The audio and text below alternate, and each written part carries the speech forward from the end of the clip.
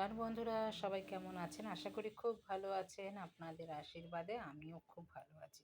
কাকুলির আরেকটি নতুন ব্লগে আপনাদের স্বাগত জানাই। আজকের দিনটা হলো রবিবার। রবিবার মানেই এক্সট্রা কাজ মানে একটু তাড়াতাড়ি উঠতে হয়। তো তাড়াতাড়ি উঠতে হয় বলে সেরকমভাবে কোনো বাধ্যকতা নেই যে আজকে অনেক কাজ সেরমভাবে করতেই হবে। তো আজকে একটুখানি হেলে দুলে কাজ করব সারাটা দিন। আজকে একটু পরিষ্কার করার দিন। রবিবারটা আমি ঘর ভালো করে পরিষ্কার করে নিই। অন্যদিন তো করি, রবিবারটা একটু বেশি করে পরিষ্কার করার চেষ্টা করি। সারা সপ্তাহ যা যুদ্ধ থাকে, সেই যুদ্ধের মধ্যে সেইভাবে পরিষ্কার করে উঠতে পারি না। আবার রবিবার একটু রান্নাবান্নাও থাকে। রান্নাবান্নাটা থাকে কিন্তু তাড়াটা নেই, রান্নাবান্নার তাড়া নেই। টিফিন খেয়ে চা খেয়ে 1-1.5 ঘন্টা সময় দিলে একদম ঘর কিন্তু ডিপ ক্লিন হয়ে যায়। সারা সপ্তাহ তো এমনি অল্প অল্প করে করে নিই। এত বড় ঘর তো পরিষ্কার করতেও কিন্তু অনেকটাই সময় লেগে যায়। শুনুন, এখানে আমি জানেন কীভাবে কাজ করি? সব আগে আগিয়ে গুছিয়ে নিই, তবে কাজ করি। এই রবিবারের কাজ কিন্তু একটু বেশিই থাকে, তো তাড়াটা থাকে না। বেশি থাকলে কি হবে, তো ধীরে সুস্থে করতে থাকি, আস্তে আস্তে আপন মনে আমি কাজ করতেই থাকি। রান্নাবান্নার গোছানো কিন্তু আমি হয়ে এসছে।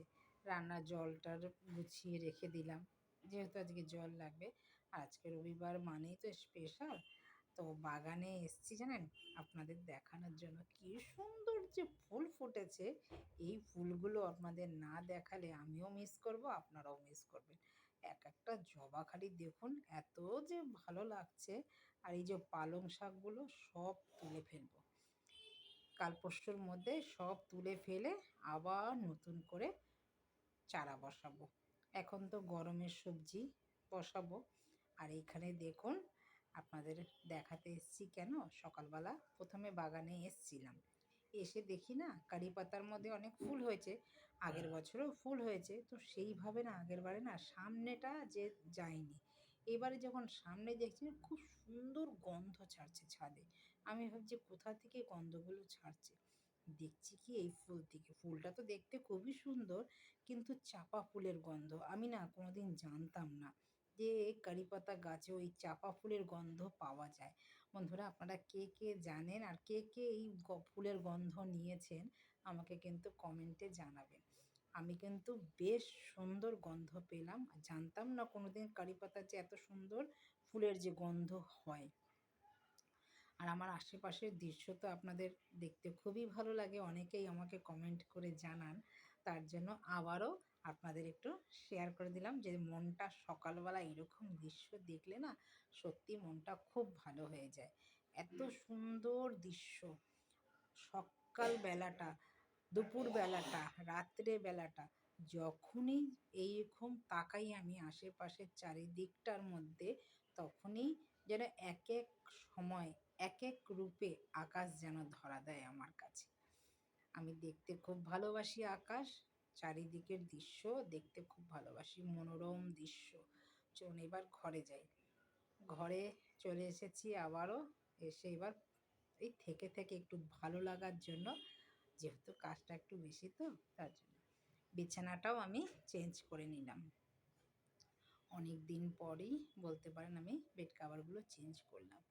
কতদিন ধরে না সময়ই পাচ্ছিলাম না যে কিভাবে কাজ করব। তো পরপর তো আপনাদের ভিডিওগুলো আসবে, কেন সময় পাচ্ছিলাম না, আমার ভিডিওগুলো আপনারা দেখতে থাকবেন। তো রবিবারের ঘর গোছানোটা কেমন হলো সেটাও কিন্তু জানাবেন। আর আজকে রবিবার মানেই প্রত্যেকের ঘরে কিন্তু স্পেশাল কিছু না কিছু রান্নাবান্না হয়। আজকেও আমার ঘরে স্পেশাল রান্না হবে, কি জানেন? আমার মেয়ের পছন্দের বিরিয়ানি। ও আবার রাস্তার বা দোকানের বিরিয়ানি খেতে পারে না, ঘরের বিরিয়ানি বেশ তৃপ্তি করে ও খায়। চলুন সব পাল্টে পুল্টে দিলাম। সোফার কভারগুলো একটু ময়লা হয়েছে, আজকে সব ধুয়ে নেব। আজকে না ধুতে পারলেও কাল পরশু ধুয়ে নেব, বসে দেবো। সব চেঞ্জ করে দিলাম। এবার দেখুন তো কেমন লাগছে। বৈঠকখানার ঘরটা কেমন লাগছে, বেডরুমটা কেমন লাগছে, আমার মেয়ের পড়ার ঘরটা কেমন লাগছে কমেন্টে কিন্তু জানাবেন। এইরকম গোছানো থাকলে মনটাও ভালো লাগে।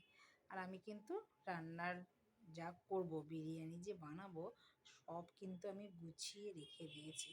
একটা ভিডিওতে পুরো সম্পূর্ণ আপনাদের দেখাতে পারছি না, ভিডিওটা অনেক লেন্দি হয়ে যাবে আর ভালোও লাগবে না। রবিবার মানেই তো একটু স্পেশাল, আমার রান্নাই থাকে অনেক পদ, তো ওই রান্না দেখাতেই প্রায় অনেকক্ষণ লেগে যাবে। তার জন্য গোছানো অবধি আপনাদের সাথে শেয়ার করলাম, আর আপনাদের সাথে ঘর গোছানোটাও শেয়ার করলাম। এক দিদিভাই বলেছে আমি ঘর সুন্দর গোছাই, খুব ভালো লাগে আমার ঘর দেখতে ওনার। তো তাকে জানাই অসংখ্য ধন্যবাদ। আপনিও এইভাবে ঘর গুছাবেন, দেখবেন খুব ভালো লাগবে আপনার মনটাও। ঘর গোছানো থাকলে মনটা খুব ভালো লাগে। আবার আলমারি গোছাতে হবে, কতদিন ধরে চলবে আমার এই কাজ।